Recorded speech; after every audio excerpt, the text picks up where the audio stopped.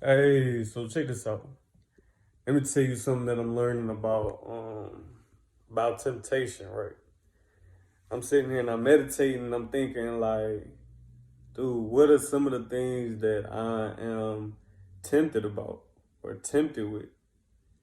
And like off the top of my head, I couldn't really think of anything. So my mind just reverted back to anything that has you going against yourself, right? Anything that you know for yourself is morally um, wrong and you know you shouldn't be doing it, we are tempted to do those things.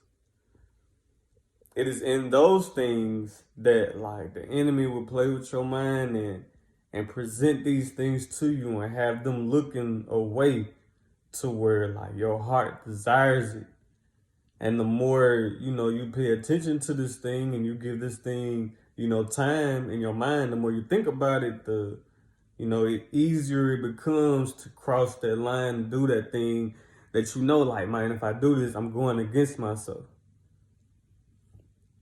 What I'm learning is that in that moment, you understand, like right before you cross that line, like the Holy Spirit will always give you a way out.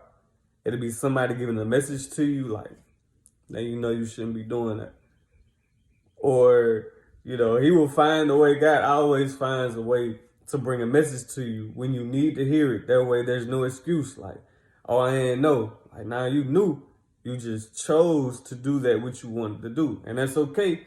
But you have to take responsibility for the consequences after those actions. So say you are about to do a thing, you get this warning, like, hey, don't do it, but you go and do it anyway because the desire is already there. You done already been thinking about it in your mind, you done already did it. So once the consequence comes, like we cannot control the consequence of our actions. That's natural law, universal law, God law. You cannot control the consequences. Like the only thing that you can control is your actions. So if your actions is that what you know you're not supposed to do, like the consequence could be death. You see what I'm saying? Like you never know when, oh, I do this. When it's that one time, it's the last time you're supposed to do it because the Holy Spirit, God has been telling you, your consciousness has been telling you, hey man, don't do that. Stop doing that. Don't do that. Stop doing that.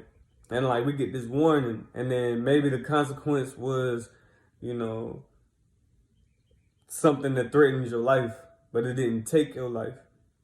That should be good enough to be like, you know what? Yeah, I'm not supposed to be doing that. I don't even want to entertain it. So setting boundaries is not going back and forth with it. I'm not gonna go back and forth with that thing that I'm tempted with, and I know I'm not supposed to be, dealing with. I know it's gonna go against myself. I'm not gonna go back and forth with it. I'm going to starve it of the only thing, the only power that it has, and that's my time and my attention. You starve it of your time and your attention, and even the word says that it had to flee from you.